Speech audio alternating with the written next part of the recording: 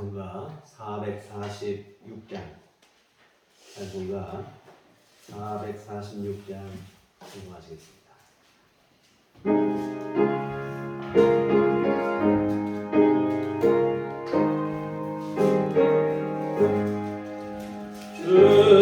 주흠성 외에는 참 기쁨 없도다.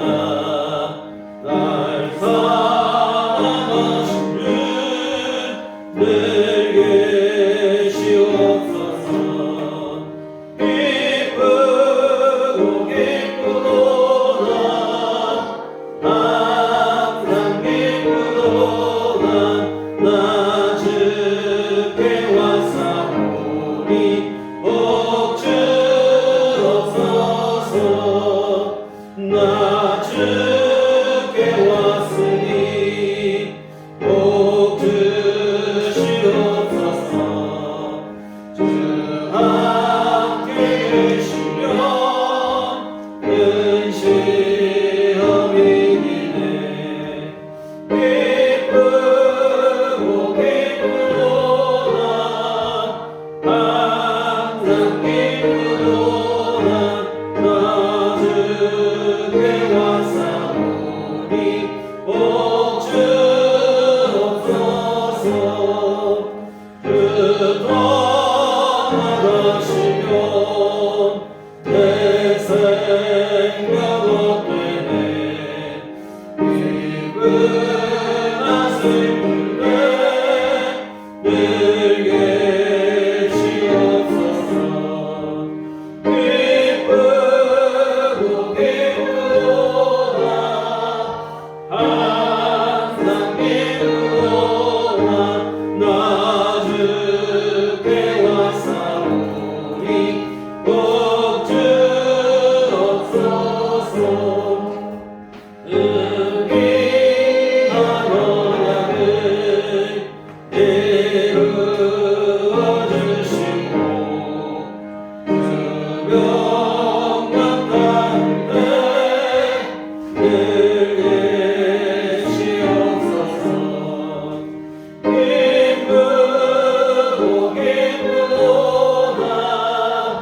항상 기쁘도다. 나 주께 왔사오니 복 주옵소서.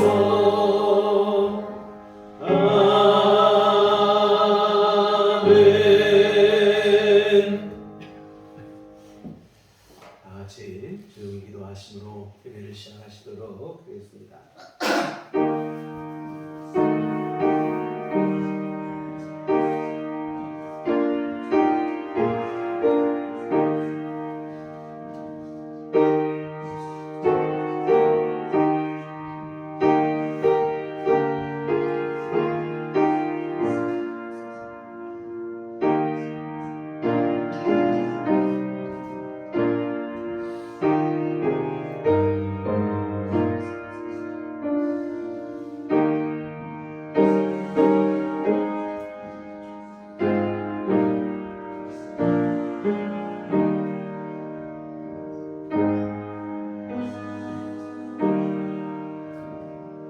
여호와여, 주의 장막에 머무를 자 누구 오며 주의 성산에 사는 자 누구 오니이까. 정직하게 행하며 공의를 실천하며 그의 마음에 진실을 말하며 그의 혀로 남을 허물하지 아니하고 그의 이웃에게 악을 행하지 아니하며 그의 이웃을 비방하지 아니하며 뇌물을 받고 무지한 자를 해하지 아니하는 자이니 이런 일을 행하는 자는 영원히 흔들리지 아니하리이다. 아멘. 다 같이 자리에 일어나셔서 찬송가 29장 찬송하시겠습니다. 할렐루야.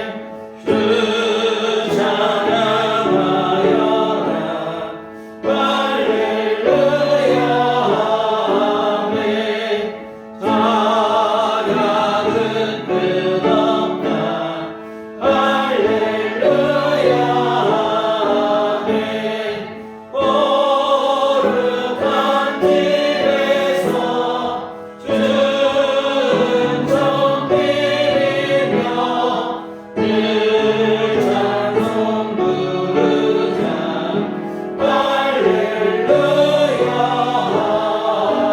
아멘. 사도신경으로 신앙 고백하시겠습니다.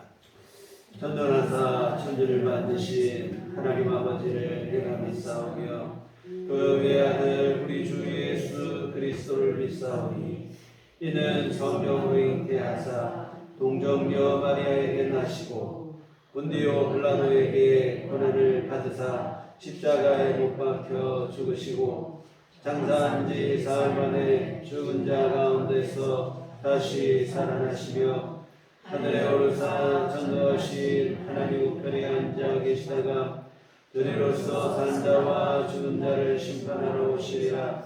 성령을 믿사오며 거룩한 공예와 성도가 서로 교통하는 것과 죄를 사하여 주시는 것과 몸이 다시 사는 것과 영원히 사는 것을 믿사옵나이다.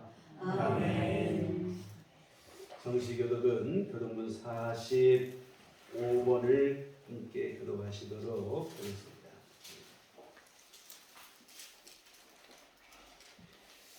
내 영혼아 여호와를 송축하라. 내 속에 있는 것들아 다 그의 거룩한 이름을 송축하라. 내 영혼아 여호와를 송축하며 그의 모든 은택을 잊지 말지어다. 그가 내 모든 죄악을 사하시며 내 모든 벽을 고치시며 내 생명을 파멸해서 속량하시고 인자와 긍휼로 관을 씌우시며 좋은 것으로 내 소원을 만족하게 하사 내 청춘을 독수리같이 새롭게 하시는도다. 여호와는 긍휼이 많으시고 은혜로우시며 노하기를 더디하시고 인자하심이 풍부하시도다. 자주 정죄하지 아니하시며 노를 영원히 굽지 아니하시리로다. 우리의 죄를 따라 우리를 처벌하지는 아니하시며 우리의 죄악을 따라 우리에게 그대로 갚지는 아니하셨으니 이는 하늘이 땅에서 높음같이 그를 경외하는 자에게 그의 인자심이 크심이로다. 동이 서에서 먼 것 같이 우리의 죄과를 우리에게서 멀리 옮기셨으며 아버지가 자식을 긍휼히 여김같이 여호와께서는 자기를 경외한 자들을 긍휼히 여기시나니 이는 그가 우리의 죄를 아시며 우리가 단지 먼지뿐임을 기억하심이로다. 아멘. 성경은 찬송가 4장입니다.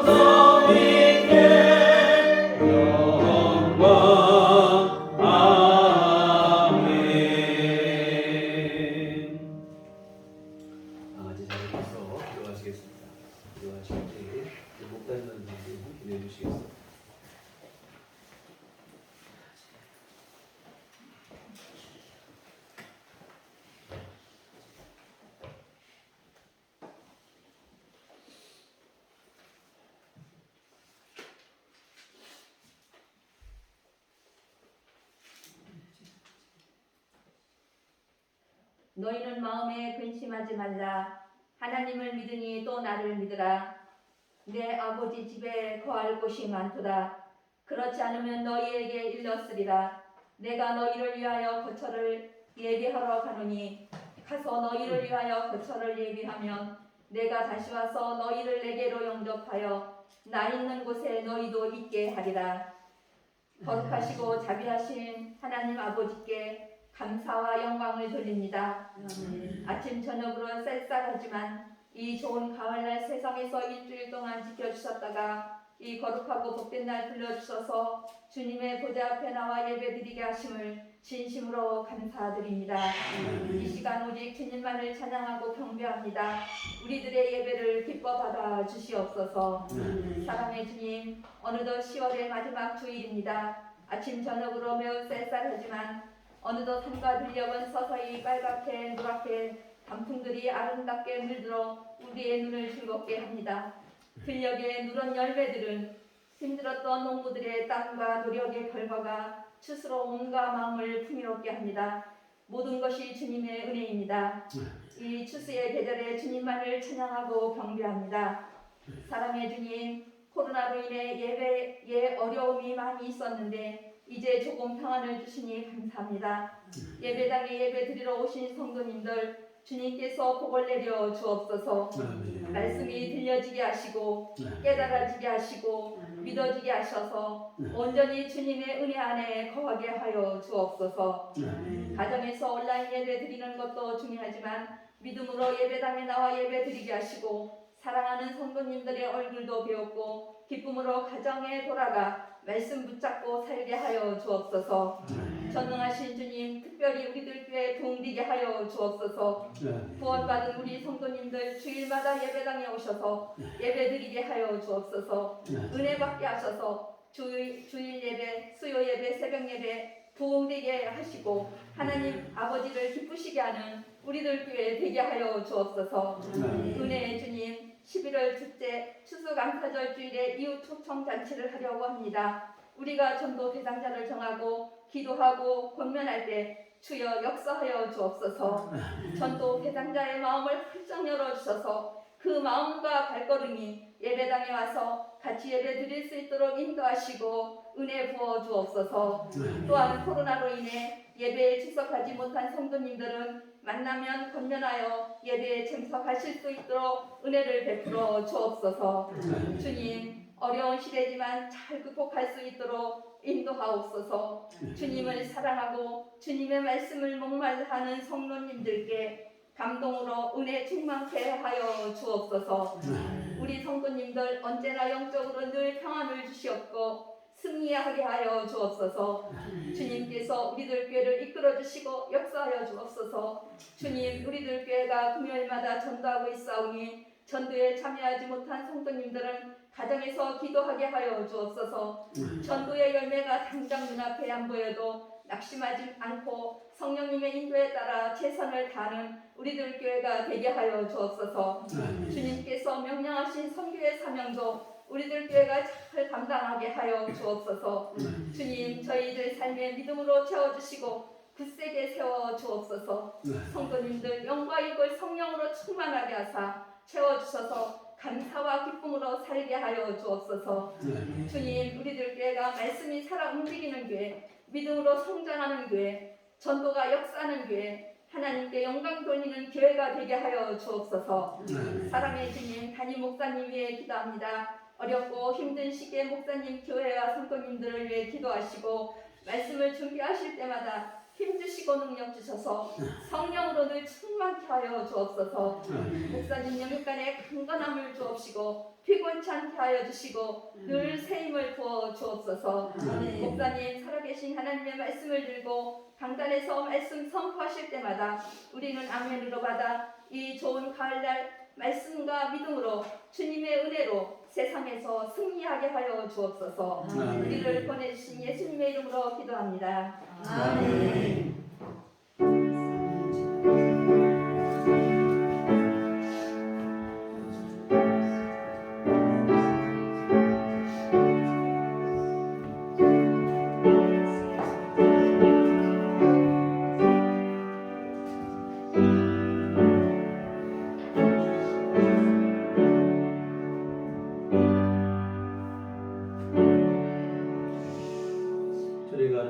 기도하시겠습니다. 하늘에 계신 우리 아버지여, 이름이 거룩히 여김을 받으시오며 나라의 마옵시며 뜻이 하늘에서 이룬 것 같이 땅에서도 이루어지이다. 오늘날 우리에게 일용할 양식을 주옵시고 우리가 우리에게 죄 지은 자를 사하여 준 것 같이 우리의 죄를 사하여 주옵시고 우리를 시험에 들게 하지 마옵시고 가난하게서 구하옵소서. 나라와 권세와 영광이 아버지께 영원히 있사옵나이다. 아멘. 이 시간 위에 주신 하나님 말씀은 신약성경 마태복음 5장 13절부터 16절까지 말씀 보시도록 하겠습니다. 다 같이 한 목소리로 합독하시도록 하겠습니다. 너희는 세상의 소금이니 소금이 만일 그 맛을 잃으면 무엇으로 짜게 하리요? 후에는 아무 쓸데없어 다만 밖에 버려져 사람에게 밟힐 뿐이니라. 너희는 세상의 빛이라. 산 위에 있는 동네가 숨겨지지 못할 것이요 사람이 등불을 켜서 말 아래에 두지 아니하고 등경 위에 두라니 이러므로 집안 모든 사람에게 비치느니라. 이같이 너희 빛이 사람 앞에 비치게 하여 그들로 너희 착한 행실을 보고 하늘에 계신 너희 아버지께 영광을 돌리게 하라. 아멘. 우리 주님의 은총과 평강이 교회로 가들 함께 하시기를 기원합니다. 모두들 느끼셨을 텐데요. 오늘 아침 일어나 핸드폰을 확인하다가 끔찍한 사고 소식에 혹시 잘못 본 것은 아닌지 눈을 의심했을 정도입니다. 할로윈데이 축제 현장에서 대규모 압사 사고가 발생을 했습니다. 사상자가 많이 나왔는데 대다수가 10대, 20대 젊은이들이라고 합니다. 바라기는 더 이상의 사망자가 나오지 않고 부상자들은 속히 치유가 되고 유가족들은 참 이게 무슨 말로 위로가 되겠습니까만 이걸 찾고 또한 일상을 회복할 수 있는 일이 속히 이루어지기를. 또한 한 가지 높아심에 드리는 것은 이러한 사고가 발생하면 왜 쓸데없는 데 가서 이렇게 사고를 하나 이렇게 사실 2차 가해가 또 벌어지기도 합니다. 그러나 그런 일은 없었으면 좋겠습니다. 여하튼 갑자기 좁은 골목으로 사람들이 일시에 몰리다 보니 우발적으로 발생한 사고라지만 그러나 정부의 대책이 미흡한 부분은 꼬집지 않을 수가 없습니다. 이렇게 수많은 인파가 모일 것을 예상하고도 충분한 경찰이나 안전 인력을 배치하지 않았다고 합니다. 도대체 이 정부는 민생에 관심이 있는지 요즘 들어 참 궁금할 따름입니다. 고물가, 고금리, 고환율로 국민 모두가 참 고통을 당하고 있는데 민생에는 관심이 없고 서로 물고 뜯고 다투는데 골몰하고 있는 상황입니다. 지금 모든 국민들이 정부에 바라는 것은 지난 일을 비난하는 능력을 보기를 원하는 게 아니고 사실은 당면한 문제를 해결하는 능력을 보기를 원하는 것일 것입니다. 이 뉴스를 볼 때마다 답답한 마음이 들어 이제는 참 잘 안 보게 되는데 요즘 들어 뉴스를 안 본다는 말들을 주변에서 자주 들어요. 지난주 예배 끝나고 예조 권사님께서도 같이 가는 길에 그런 얘기를 하셨는데 참 너무 한심스럽고 답답한 모습이 자주 연출되다 보니 이 정치의 환멸을 느끼는 것 같아요. 요즘 우리나라가 세계에서 모든 분야에서는 두각을 나타내고 있는데 유독 정치에서는 이렇게 후진성을 벗어나지 못하고 있습니다. 아무리 정치가 후진성이라 해도 최소한의 품격이라고 하는 것은 지켜져야 되는데 그것조차 찾아보기 힘들게 되었어요. 오히려 여러 나라들로부터 조롱과 비웃음을 사는 지경이 됐습니다. 여하튼 품격이 떨어지는 저급한 수준의 진흙탕 싸움이 무성하고 있는데 그런데 더 안타까운 것은 이런 비방전에 이 기독교를 표방하는 단체들 또 성도들까지 깊게 개입이 되어 있다고 하는 사실입니다. 물론 저는 기독교의 사회 참여가 무조건 나쁘다고 생각하지는 않습니다. 다만 전제 조건이 있어요. 그 사회 참여를 통해서 세상에 선한 영향력을 줄 수 있어야 된다고 하는 것입니다. 근데 작금의 상황은 그렇지 못하다는 게 개탄스러울 따름입니다. 정말 이 기독교 단체를 표방하는 이들의 주장과 행동으로 인해 사실 지금 한국 사회 안에서 기독교에 대한 혐오감이 짙어지고 있어요. 세상의 감동을 선사해야 되는데 오히려 혐오감만 조성하는 그런 분위기입니다. 이 안타까움을 넘어서 이 분노가 일어나는 이유가 바로 여기 있습니다. 선한 영향력을 통해서 세상을 구원하고 선도하고 이끌어가고 이 복음화를 이루고 이것이 교회가 해야 되는 일인데 오히려 지금은 그들의 목소리가 높아질수록 반대로 가는 분위기예요. 하나님의 이름이 세상으로부터 비난을 받고 있고 이 참 하나님 앞에 너무 송구스러운 일이 되어집니다. 그래서 오늘은 우리가 뭐 꼭 그분들만 탓하려고 하는 게 아니고 우리 자신도 바른 신앙으로 세우는 게 필요하다는 생각에서 오늘은 신앙의 균형과 조화의 중요성에 대해서 함께 생각을 해보려고 하는데요. 성경이 말씀하시는 신앙의 균형은 뭐 여러분 다 아시는 얘기일 거예요. 하나님을 사랑하고 이웃을 사랑하고 하는 이것입니다. 이 두 가지가 적절히 균형과 조화를 이루어야 됩니다. 방금 말씀드린 그러한 단체들은 본인들은 하나님을 향한 열심, 그 열심이 특심하다고 스스로 자부하는 이들이 대부분인데, 근데 안타깝게도 그들의 그 열심 때문에 하나님께서 오히려 불편해하시는 일들이 벌어지고 있습니다. 이유는 왜 그런가 하면 균형 감각을 잃었기 때문이라 이 말입니다. 하나님 사랑에만 중점을 두고 이웃사랑은 관심이 없고, 그런데 죄송한 말씀이지만 더 정확히 말씀드리면 스스로 자신들이 열심을 내고 있다고 하는 하나님 사랑조차도 사실은 올바르게 이루어지는 게 아니다 이 말입니다. 하나님을 진심으로 사랑하면 그 사랑은 반드시 이웃을 향한 사랑으로까지 이어지게 되어 있습니다. 이 하나님을 사랑하면 내가 사랑하는 하나님께서 사랑하시는 사람도 나도 사랑하게 되어 있어요. 이웃 사랑으로 이어지지 못하면 사실은 하나님 사랑도 그게 진짜인지 아닌지 점검을 해봐야 된다 이 말입니다. 그런데 지금 이 사회 속에서 우리 한국교회가 스스로 자기 모순에 빠지고 있습니다.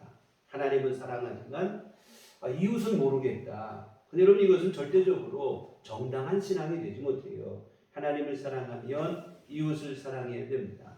오늘 주님의 말씀처럼 내가 하나님을 사랑하면 나는 세상 가운데서 빛과 소금의 역할을 감당하고 착한 행실을 통해서 세상에 선한 영향력을 끼쳐야 합니다. 이 최소한의 품격마저 상실한 이 상식 이하의 모습은 곤란하다 이 말입니다.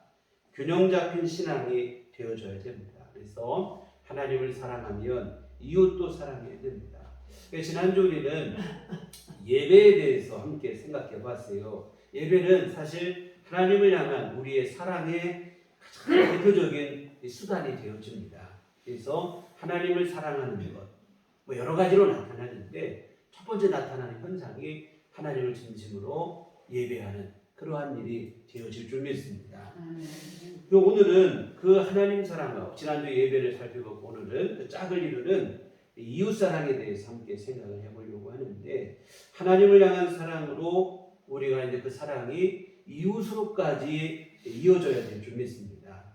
하나님을 사랑해서 내가 열심히 예배하고 하나님께 충성하고 헌신하고 그랬으면 이제는 그 받은 은혜를 갖고 세상 속에 나아가서 이웃들을 사랑으로 섬기고 그렇게 해야 되는 그것이 정상적인 신앙이 되어집니다.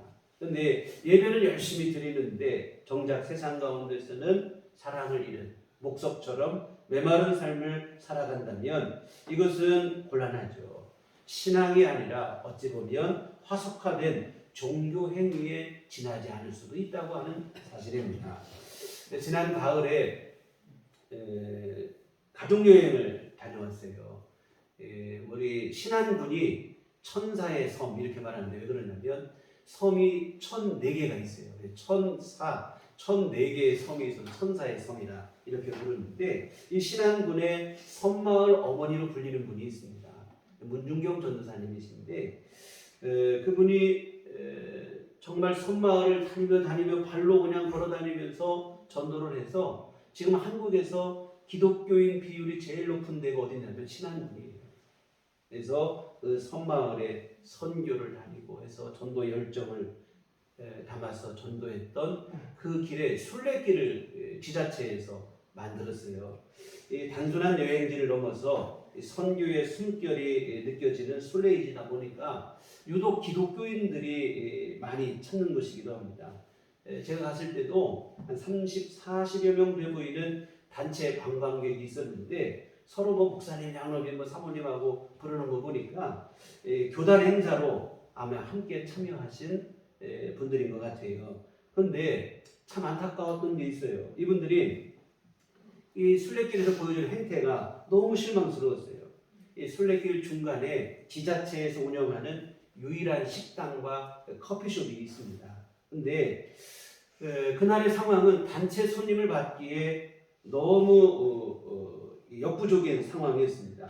이 주중이다 보니까 관광객이 많이 안 올 줄 생각하고는 종업원을 사장님과 종업원 딱 두 사람만 배치를 시킨 거예요. 그러다 보니까 생각지 않은 관광객이 단체 관광객이 오다 보니까 서비스가 원활하게 이루어지지 않아요. 이런 경우 어떻게 해야 됩니까? 질서를 지켜야 됩니다. 사람이 많고 어려울수록 질서를 지키고 서로를 배려하고 여유를 갖고 좀 이렇게 기다리고 해야 되는데 완전히 무질서 그 자체인 거예요. 사장님, 종업원 두 분이서 뭐 그냥 이리 뛰고 저리 뛰고 분주하게 움직이는데도 아랑곳하지 않고 앉은 자리에서 이거 더 가져달라, 저거 더 달라 추가하고 늦는다고 소리치고 도떼기 시장이 따로 없는 거예요. 이 커피숍에 가서도 이분들의 행태가 똑같았습니다. 그날 날씨가 조금 가을인데도 더웠어요. 그런데 이 시원한 음료가 간절하지 않은 사람이 누가 있겠습니까? 근데 그 커피숍에는 60대로 보이는 남자 사장님 혼자서 주문도 받고 음료도 만들고 그런 상황이에요. 근데 뭐 여기저기서 정신없이 주문을 하고 음료가 나오면 자기 것인지 아닌지 확인도 안 하고 그냥 막 주워가는 거예요. 그리고 자기 것인지 확인하지도 않고 가져온 그 음료를 두 손에 들고는 의기양양해서 서로 목사님 이리 오시라, 장로님 이리 오시라 부르는 모습을 볼 때 제가 너무 부끄러운 거예요. 이 빛과 소금은 그만두고 보는 이들의 눈살을 찌푸리게 하는 행동에 지나지 않습니다. 사랑하는 성도 여러분, 예수 믿는 사람은 그 사람의 믿음이라는 것이 예배당에서가 아니라 그들의 삶에서 묻어나야 될 줄 믿습니다. 굳이 목사님, 장로님이라고 말하지 않아도 그 사람의 언행에서 신앙인의 향기가 자연스럽게 느껴질 수 있어야 됩니다. 공공장소의 식당에서도 뭐 다른 사람 아랑곳하지 않고 큰 소리로 그냥 대표기도 하고 이런 게 믿음이 아니고 사실은 타인을 존중하고 배려하는 태도가 믿음입니다. 그런데 요란하기만 한 거예요. 상황이 이렇다 보니까 지금 대한민국 사회 안에서 교회와 성도들에 대한 평가가 형편이 없어요. 빛과 소금과 같은 존재로 여겨지는 게 아니라 이 말입니다. 선교 초기에는 교회를 향한 세상의 시선은 역시 예수 믿는 사람은 뭔가 달라도 다르다 이런 생각이 있었습니다. 그러다 점차 시간이 흐르더니 이제는 예수 믿는 사람은 똑같네. 요즘에 와서는 믿는 사람이 더하다고 이런 말까지 나오는 낙제 수준에 이르고 말았습니다. 누구보다도 열심히 모여서 예배하고 기도한다고 하는 한국 교회예요. 여러분 세계 어느 나라를 돌아보세요. 새벽 기도하는 교회가 한국 교회밖에 없어요. 한국 교회 성도들만큼 주일 예배 잘 드리고 11조 잘하고 이런 나라가 없어요. 열심 그 자체라 이 말입니다. 근데 안타깝게도 이 교회 밖 사람들의 교회에 대한 평가가 낙제점이라 이 말이에요. 교회에 대한 시선이 곱지가 않습니다. 그러다 보니 문제는 뭐냐면 전도가 갈수록 어려워지는 거예요. 이 90년대 초반을 기점으로 한국 교회가 지금 계속해서 역성장을 하고 있습니다. 교인 수가 점점 줄어들고 있어요. 부흥한다고 하는 교회 있지만 알고 보면 다른 교회 교인들이 거기 이동하는 거예요. 특히 코로나 상황 속에서 많은 성도들이 큰 교회로 옮겨가는 거예요. 영상 예배 방송에서 듣다 보니까 글을 하고 이러다 보니까 그렇게 되는 실정이지 불신자가 전도되어서 예수 믿고 구원받고 이런 일이 점점 어려지고 있어요. 이와 같은 불균형적인 신앙의 행태로 전도의 문이 막히고 있는 그런 실정입니다. 그래서 여러분 하나님 사랑 이웃사랑이 적절한 균형과 조화를 이룰 수 있는 신앙이 되어져야 될 줄 믿습니다. 사랑하는 성도 여러분, 하나님을 사랑하는 하나님의 자녀라면 일상의 생활 속에서 만나는 주변의 이웃들을 사랑할 수 있어야 됩니다. 예배당 안에서만 하나님의 자녀처럼 예배하고 찬송하고 기도하는 게 아니고 예배당 밖에서도 사랑을 실천해야 되어집니다. 오늘 본문도 보세요. 예수님은 성도들을 향해서 뭐라고 하십니까? 너희는 교회 안에 빛이라, 예배당 안에 빛이다, 소금이다, 이렇게 말씀하는 게 아니고 너희는 세상의 소금이고 세상의 빛이라, 이렇게 말씀을 하고 계십니다. 그래서 세상 가운데서 빛을 비추고 소금의 역할을 감당해야 한다는 말씀이에요. 오늘 15절 보시면 사람이 등불을 켜서 말 아래에 두지 아니하고 등경 위에 두나니 이러므로 집안 모든 사람에게 비치느니라. 등불을 켜서 등잔대 위에 놓는 것이지 말로 덮어놓고 그것을 숨겨두는 사람은 없다, 이 말입니다. 빛이라고 하는 것은 어둠을 비추라고 빛이 있는 거예요. 여러분, 예수 믿는 성도들 또한 교회 안에서만 갇혀서 지내기 위한 존재가 아니고 어두운 세상을 빛으로 비추라고 존재하는 것이 성도들인 줄 믿습니다. 어두운 세상을 밝게 비추는 사명을 감당해야 돼요. 근데 한국 교회에 참 안타깝게 여기는 오해 중에 하나인 게 뭐냐면 일주일 동안 교회에만 머물러 있으면 믿음 좋다고 생각해요. 주일날에도 얼마나 순서가 많고 프로가 많은지 열심히 교회에서 봉사하는 사람은 하루 종일 교회를 벗어나지를 못하는 거예요. 이게 과연 좋은 일인가? 그 생각을 해봅니다. 아니에요. 정말 여러분, 우리가 공적으로 예배드리는 그 예배 시간 예배드리고 조금 더 열심히 하고 싶으면 저는 제일 좋은 건 새벽 기도라고 생각을 해요. 새벽 기도 나오셔서 기도로 하루 시작하고 그만이에요. 나머지 시간은 여러분이 가정에서, 직장에서, 일상생활 속에서 받은 은혜, 예배 시간에 은혜 받은 대로 은혜 받은 사람답게 믿음으로 사셔야 될 줄 믿습니다. 근데 자꾸 뭐냐면 공간적으로만 자꾸 생각을 하는 거예요. 예배당 안에 있어서 거기서 봉사해야만 하나님께 충성하는 모습을 자꾸 생각을 해요. 여러분, 그런 일은 저 같은 교역자가 하면 돼요. 저는 이나저나 목회자고 교회 안에 있는 사람인데 교회 안에서 여러분 할 수 있는 제가 하면 된다, 이 말이에요. 근데 자꾸 교회에서 예배당 안에서 봉사하는 것만 주를 위한 것으로 생각을 하는데 큰 착각입니다. 예수님 뭐라 하십니까?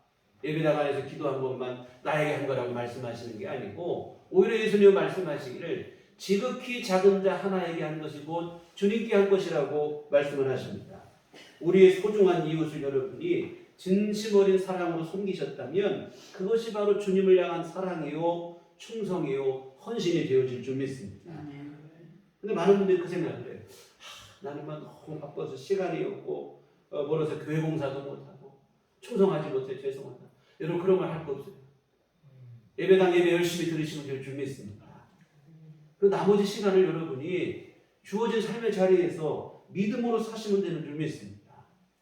정말 여러분, 교회에서 내가 뭐 청소하고 뭐 식사 봉사하고 뭐 차량 봉사하고 뭐 봉사하고 이것만 믿음으로 생각하는데 아니라 이 말입니다. 여러분이 예배 드리시고 예배에서 은혜 받으셨으면 여러분의 삶의 자리에서 정직하게 사시고 진실하게 사시고 사랑을 베푸시고 용서를 베푸시고 친절을 베풀고 어려운 사람 도와주시고 힘든 사람 위로하시고 격려하시고 여러분 이렇게 사시면 그게 바로 주를 위한 충성인 줄 믿습니다. 너무 예배당 안에만 모여있으면 좋지 않은 것 같아요. 예배드리고 은혜 받았으면 삶의 자리로 돌아가셔야 될 줄 믿습니다. 그리고 그 자리에 우리의 믿음을 녹아내셔야 될 줄 믿습니다. 일상의 삶을 믿음으로 살아내야 돼요. 예배당에서만 믿음일 것 같으면 그 믿음이 도대체 무슨 소용이 있겠냐 이 말입니다. 의미가 없어요. 베드로는 변화산에서 변화된 예수님의 모습 그런 부분은 너무 좋아가지고 여기 가서 싸우고 여기에다 초막셋을 짓고 영원히 지내자고. 근데 예수님은 오히려 그 자리에서 문제도 많고 탈도 많은 세상으로 제자들이 이끌고 내려오신 줄 믿습니다. 생활 속으로 나가야 되는 거예요. 삶 속에 들어가서 믿음으로 우리 삶을 살아내셔야 될 줄 믿습니다. 종교에서 앞에서 아까 말씀드린 순례객들을 보면서 그 생각을 했어요. 목사님, 장로님들이 대부분이니 얼마나 교회 일에 열심히 있는 사람들이겠습니까? 아마 모르긴 몰라도 일주일에 예배당 안에 살다시피 하는 분들일 거라 이 말입니다. 그런데 정작 그분들의 일상생활 속에서 삶을 보니까 신앙의 품격이라는 것을 찾아볼 수가 없어요. 과연 이걸 두고 능력 있는 믿음이라고 할 수 있을까? 열심의 특심인 믿음이라고 할 수 있을까? 이런 믿음을 갖고 여러분 사탄의 권세를 멸하고 세상을 구원할 수 있겠는가? 그렇지 못하다 이 말입니다. 사랑하는 성도 여러분, 예수 믿어 구원받은 백성은 세상 속에서 빛과 소금으로 살아야 될 줄 믿습니다. 너무 예배당 안에만 모여 있는 거 좋아하고 교회가 뭐 그래도 할 일이 그렇지 않아요. 교회가 할 일이 뭐 그렇게 많습니까? 교역자들이 하면 다 돼요. 우리 일상생활 속에서 믿음으로 우리 삶을 열심히 사시면 되는 줄 믿습니다. 그래서 믿음의 삶을 살아나가셔야 돼요. 요즘 뭐 대학생들 보니까 사회 진출이 어려워요. 취업이 어렵다 이 말입니다. 그러다 보니까 대학생들이 선택한 게 뭐냐면 졸업을 자꾸 미루는 거예요. 휴학을 하고 또 휴학을 해서 졸업을 자꾸 미뤄요. 졸업한 후에는 또 대학원에 진학을 하고 물론 열심히 배워서 학문을 더 하기 위해서 공부하는 학생들도 있겠는데 근데 그렇지 못한 이들도 있다. 뭐냐면 도피처로 생각을 해서 숨는 일이 벌어진다 이 말입니다. 이거 안타까운 일이죠. 열심히 배웠으면 그 학문을 가지고 직장에 들어가고 일도 하고 그래야 되는데 안 되니까 계속 배우기만 하는 겁니다. 마치 그와 같은 일이 교회 안에도 발생을 합니다. 은혜 받았으면 그 은혜로 세상 속에 들어가서 믿음으로 살아야 되는데 그냥 예배당 안에만 모여 있는 거예요. 여러분 성경 공부 좋다 이 말이에요. 저는 성경 공부하는 거 좋다고 생각을 합니다. 그런데 지금 한국 교회 안에 성경 공부는 너무 많이 하는 것 같아요. 그냥 교회 안에서까지 성경 대학이다 이름까지 붙이고 하는데 사실은 우리가 여러분 몰라서 신앙생활 못하는 건 별로 없어요. 유년주일학교 때 배웠던 것만 우리가 잘 알고 실천해도 신앙생활 얼마든지 훌륭하게 할 수 있습니다. 그런데 요즘 교회에서 성경 공부 자꾸 배웠으면 배운 대로 나가서 실천을 해야 되는데 배우기 바빠갖고 실천할 시간이 없어요. 또 다른 과정 만들어서 또 배우고 또 가르치고 자꾸 이것만 하는데 안타까운 일이 아닌가 생각을 합니다. 정말 여러분 배웠으면 우리가 은혜 받았으면 이제는 삶의 자리로 나가셔야 될 줄 믿습니다. 그래서 믿음으로 은혜를 받고 예배로 은혜를 받고 성경 공부로 은혜를 받고 배우고 깨달았으면 이제는 여러분의 일상생활 속에서 가정에서 일터에서 이웃과의 관계 속에서 그 은혜대로 믿음대로 우리의 삶을 사셔야 될 줄 믿습니다. 이와 같은 하나님 사랑, 이 하나님 사랑은 이웃 사랑과 균형을 이루어야 돼요. 하나님을 사랑하는 믿음은 반드시 이웃 사랑으로 이어져야 될 줄 믿습니다. 그러면 한두 가지만 더 말씀드리고 말씀 마치겠는데 우리의 가장 가까운 이웃은 누구일까 하는 것을 한번 말씀을 준비하며 생각을 했어요. 바로 우리의 가족이라는 말입니다. 우리 가족보다 가까운 이웃은 없죠. 여러분 가정 안에서 이웃사랑을 실천하시기를 부탁을 드립니다. 가족으로 인해 상처받고 살아가는 이들이 의외로 많이 있어요. 들여다보고 사람들의 겉에서 보면 모르는데 들어가 보면 하는 얘기들이 가족에게 받은 상처 때문에 아픔을 갖고 지내는 분들이 의외로 많다 이 말입니다. 이 서로 사랑하는 가족이 되어져야 되는데 어정쩡한 어찌 보면 애정의 관계가 아니고 애증의 관계로 살아가는 거예요. 사랑할 수도 그렇다고 미워할 수도 없는 남이라면 그냥 안 보면 그만인데 피로 맺어진 관계다 보니까 그러지 못해서 애증의 관계로 살아가고 있는 근데 이게 불신자들만의 문제가 아니라 이 말입니다. 믿는 성도들 안에서도 이런 일이 벌어지는데 의외로 또 교회 안에서 성도들 안에 이런 문제가 또 많이 있어요. 특히 남들로부터 열정적인 믿음을 갖고 있다. 열정적인 신앙인이라는 그러한 평가를 받는 경우 이런 현상들이 일어나기도 한다 이 말입니다. 뭐냐면 열정적으로 헌신한다, 충성한다. 본인은 자부하겠으나 오히려 그로 인해서 나머지 가족들은 교회에 대한 기독교에 대한 강한 거부감을 드러내는 경우들이 왕왕 있습니다. 뭐냐면 교회에서는 열심인데 가정을 소홀히 하는 일들이 일어나는 거예요. 그래서 가족을 돌보지 못하고 오히려 가족을 이 가족 때문에 내 신앙생활에 걸림돌이다, 방해물이다 이렇게 여기는 경우들이 없지 않아 있습니다. 여러분 앞에서도 언급했지만 너무 예배당 안에 몰려들면 안 되는 거예요. 예배드리고 기도하셨고 은혜 받았으면 그 족하는 거예요. 가정으로 돌아가서 가정에서 가족들과 함께 지내고 가족들을 돌보고 또한 내 이웃 간의 관계 속에서도 믿음으로 살아가고 이런 일들을 해야 된다 이 말입니다. 근데 방해물이나 내 신앙생활에 걸림돌로 보는 거예요. 사랑으로 섬길 대상으로 보셔야 될 줄 믿습니다. 그리고 내 가족들에게도 정말 예수님께 하듯이 하셔야 돼요. 뒤에서 다시 말씀드리겠지만 이렇게 사랑으로 섬길 때 여러분 최고의 이웃사랑인 전도, 그 전도가 가정 안에서도 가능해지게 되어질 줄 믿습니다. 그래서 여러분 신앙을 핑계로 가족에 대한 사랑을 소홀히 하고 가정을 돌보는 일을 그냥 뭐 한 대로 여기고 이런다면 이것은 하나님이 원하시는 일도 아니에요.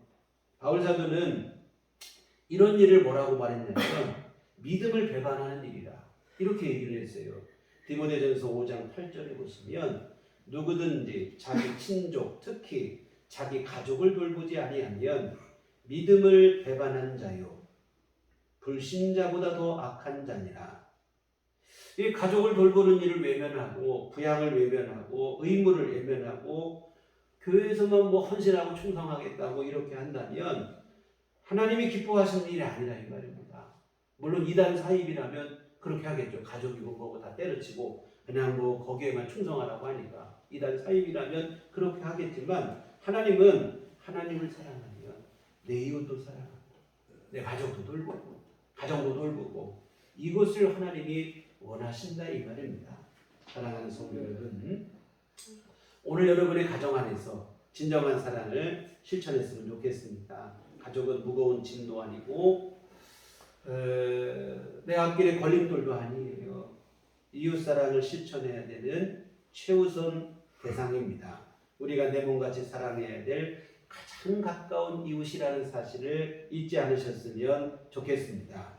그래서 여러분 이렇게 해야 가족 전도도 이루어지게 되어집니다. 자꾸 대립구도로 나가게 되면 가정의 행복도 없고 가정 구원도 점점 멀어지고 사실은 내 믿음도 병들고 있는 일이라 하는 사실입니다. 다음으로 또 한 가지만 더 살펴볼 것은 뭐냐면 그러면 최고의 이웃사랑은 무엇입니까? 우리 프레카드에 써 있는데요. 최고의 이웃사랑은 전도인 줄 믿습니다. 가장 귀한 이웃사랑, 이웃을 향한 가장 큰 사랑은 내가 그 영혼을 죄로부터 사망으로부터 구원받게 해주는 일인 줄 믿습니다. 자주 드리는 얘기이지만 여러분 길 잃은 아이가 있으면 어떻게 해야 되겠습니까? 길 잃은 아이에게 제일 시급한 일은 집을 찾아주고 부모님께 돌아가게 해주는 일입니다. 물론 우선은 뭐 아이가 길을 잃어 당황하고 있으니까 달래주기도 하고 또 안심을 시켜주고 또 배고프면 허기도 달래주고 일단은 해야겠죠. 안심을 시켜야 애가 정상적으로 내 집은 어디고 말도 할 수 있겠습니까? 그렇게 해줘야겠죠. 그러나 여러분 친절을 베풀고 도움을 주고 하는데 집을 안 찾아주는 거예요. 부모님께 돌려보내지 않고 자기가 보호하고 있고 그러면 그건 보호입니까? 납치입니까? 납치예요. 보호가 아닙니다. 여러분 아무리 잘 보살펴주고 잘 해줘도 그 아이를 집으로 돌려보내지 않으면 잘한 일이 아니에요. 이거는 오히려 그를 감금한 일이요 납치한 일이고 불법이 되어지는 일입니다. 마찬가지입니다. 오늘 우리가 우리 이웃들 좋은 친구 관계로 지내죠. 좋은 직장 동료로 지내고 좋은 관계로 지내고 필요할 때는 도움도 주고 친절도 베풀고 그렇지만 여러분 단순히 거기에만 머물러 있다면 똑같은 일이에요. 그 사람이 아직 예수님을 알지 못하고 하나님을 알지 못하고 구원을 알지 못하고 있다면 단순히 친절을 베풀고 사이좋게 지내고 도움을 주고 이것으로만 끝나서는 안 되는 일인 줄 믿습니다.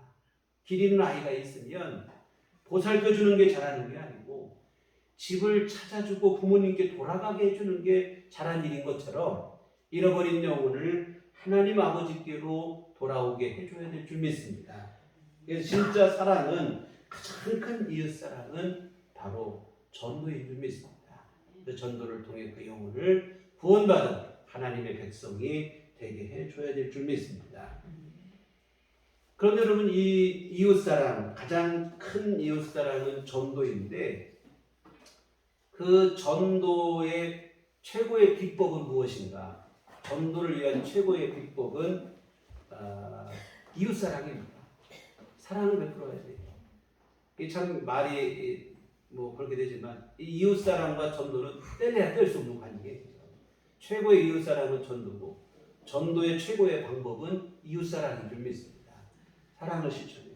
즉 특히나 이 코로나 상황에서 교회에 대한 시각이 자꾸 안 좋다 보니까 대놓고 전도하는 것도 그래요. 그래서 여러분 교회에서 전도 모임은 우리가 하지만 진짜 전도는 오늘 여러분들께서 일상생활 속에서 만나는 소중한 이웃들을 사랑으로 섬길 때 그때 이루어지게 될 줄 믿습니다. 오늘 16절 말씀 보시겠습니다. 이같이 너희 빛이 사람 앞에 비치게 하여 그들로 너희 착한 행실을 보고 하늘에 계신 너희 아버지께 영광을 돌리게 하라. 우리의 착한 행실을 보고 우리가 믿는 하나님께 그들도 세상 사람들도 영광을 돌리게 된다 이 말입니다. 이런 전도가 되셔야 될 줄 믿습니다. 오늘 여러분의 이웃을 향해서 착한 행실로 여러분의 삶으로 사랑을 베풀므로 여러분이 그들 마음속에 믿음에 대한 하나님을 향한 하나님께 영광을 돌리는 그 믿음으로 나오는 길을 열어주셔야 될 줄 믿습니다. 그래서 여러분 소중한 이웃들에게 진심 어린 사랑을 베푸시기를 부탁을 드립니다. 그래서 여러분 이것이 진짜 전도예요. 우리 교회에 사는 전도에 못 나와서 뭐 아쉽고 여러분 그렇게 하지 않으셔도 돼요. 교회에서 하는 전도만 가지고 사실은 역부족입니다. 교회에서 전도도 하지만 진짜는 여러분 우리 여러분 성도님들께서 여러분의 삶의 자리에서 만나는 매일같이 보는 뭐 가족 또 우리 이웃 직장 동료 친척 친구 이분들에게 여러분이 사랑을 실천하셔서 오늘 말씀 말하면 빛과 소금이 되셔서 착한 행실을 행하셔서 그들 마음속에 감동을 주시는 게 이게 진짜 가장 강력한 전도가 되어질 줄 믿습니다. 하여튼 최고의 이웃사랑은 전도로까지 이루어져야 된다는 것을 명심하셨으면 좋겠습니다. 사랑하는 성도 여러분, 오늘은 이 균형 잡힌 신앙에 대해서 함께 생각을 해봤어요. 여러분 예배당은 예배드리고 은혜 받으면 되는 곳입니다. 예배당에만 너무 모여있고 예배당에만 뭐 가서 뭐 해야 신앙생활 열심히 하는 걸로 착각하는 게 상당히 많이 있는데 장소적인 의미가 신앙이 아니라 이 말입니다. 여러분 은혜 받으면 이제 여러분 해야 될 것은 우리 삶의 자리로 돌아가셔야 돼요. 배웠으면 배운 대로 살아야 되는 게 우리 세상 교육의 원리인 것처럼 신앙도 똑같아요. 교회에서 은혜 받았으면 여러분의 삶의 자리에 가셔서 받은 대로 우리가 깨달은 대로 여러분이 실천하시고 행하셔야 될 줄 믿습니다. 특히 가장 가까운 이웃인 여러분의 가족들에게 이웃사랑을 실천하시기를 부탁을 드립니다. 그리고 우리 이웃사랑의 최종 목적은 영혼 구원이라는 사실도 잊지 않으셨으면 좋겠습니다. 그래서 여러분의 사랑으로 소중한 가족, 이웃이 사망에서 먼저 영원한 생명으로 인도되는 귀한 일들이 일어나기를 주의 이름으로 부탁을 드립니다. 기도하시겠습니다. 하나님 아버지,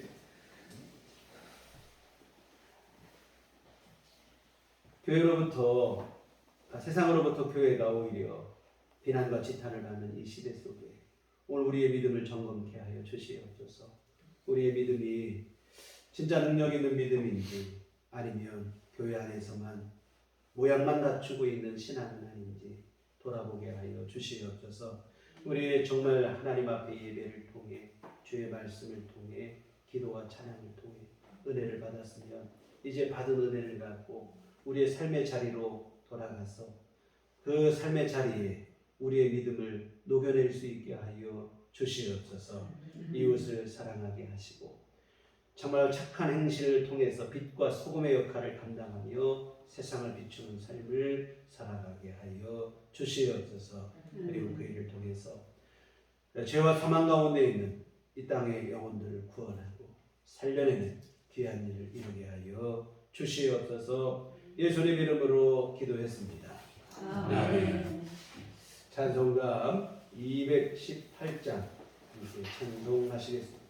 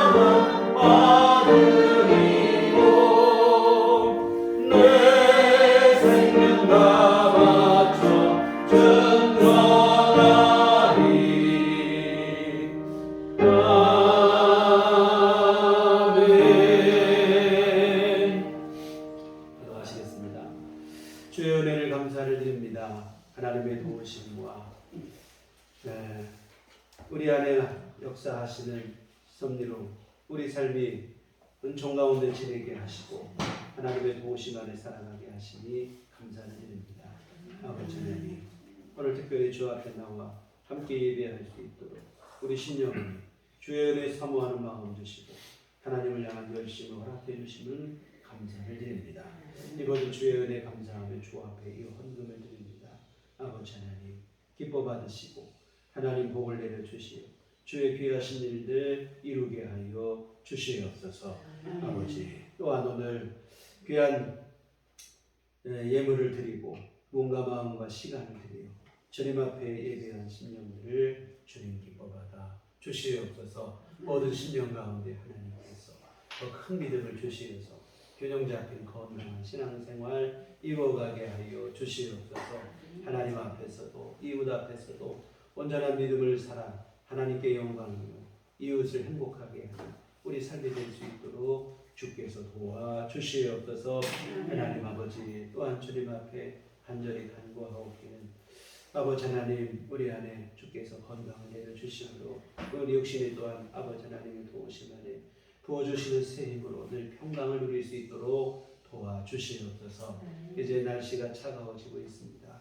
아버지 하나님, 이 차가워진 날씨 가운데서도 하나님께서 건강 잃지 않도록 우리 모든 교우들 가정마다 신령마다 하나님께서 은혜 베풀어 주시옵시고 늘 새 힘을 부어 주시옵소서. 아버지 하나님, 또한 주님 앞에 구하는 기도마다 주 안에 응답되게 하여 주시옵시고 하나님의 선하신 인도하심으로 도우심으로 살아가서 근심 없는 삶이 될 수 있도록 주님이 돌보시고 아버지 함께해 주시옵소서. 하나님, 또한 간절히 원하옵기는 아버지 하나님, 고물가로 인해서 모두가 경제적인 어려움을 겪고 있는 이 시대를 살아가고 있습니다.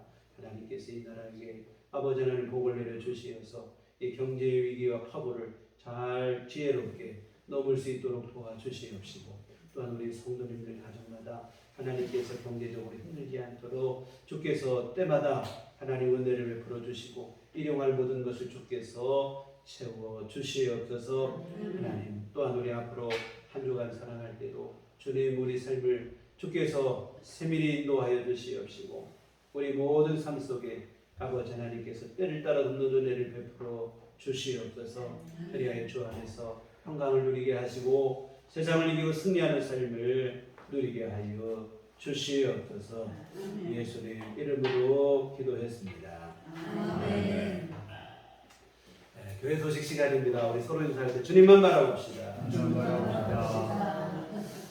11월 둘째 주 다음 주일입니다. 추수감사 주일 겸 이후 초청 주일로 지킵니다. 여러분, 지난주도 말씀을 드렸지만 하나님의 은총을 기억하시고 감사한 게 뭔지를 묵상하는 시간을 삼으셨으면 좋겠습니다. 바쁘게만 살다 보면 참 감사도 있고 은혜도 있고 살아가는 경우들이 없지 않아 있습니다. 여러분, 지난 한 해를 잘 돌아보시고 하나님의 은총을 기억하시며 진심 어린 감사의 마음을 갖고 우리가 진짜 하나님께 감사절 예배를 드렸으면 좋겠습니다. 흔히 그냥 뭐 감사할 게 있어야 감사를 하지, 추수감사절에도 이런 마음이 들 때도 없지 않아 있는데 그렇지 않고 정말 우리가 숨쉬고 살아가는 자체가 하나님 은혜인 것을 기억하시며 감사함으로 이 예배를 드리셨고 또한 오늘 말씀처럼 이웃사랑을 통해서 초청하시고 꼭 이번에 안 되더라도 실망하지 마시고 지속적으로 여러분이 하셔서 하여튼 우리 주변에 있는 이웃들 함께 주님 나라 들어가는 귀한 은혜 누리시기를 부탁을 드립니다. 교회 밖의 집회와 성령공원 참여를 통하고 교회 중심으로 건전하고 건강한 생활을 이용하시면 좋겠습니다. 우리 다 같이 자리에 일어나셔서 서로를 축복하시며 평안을 너에게 주노라 함께 찬양하시도록 하겠습니다.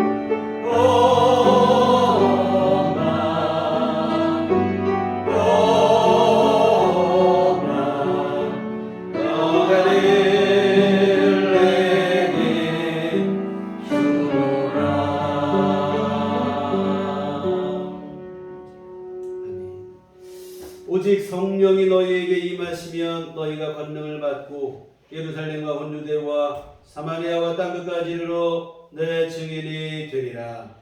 우리가 주의 증인이 되겠습니다.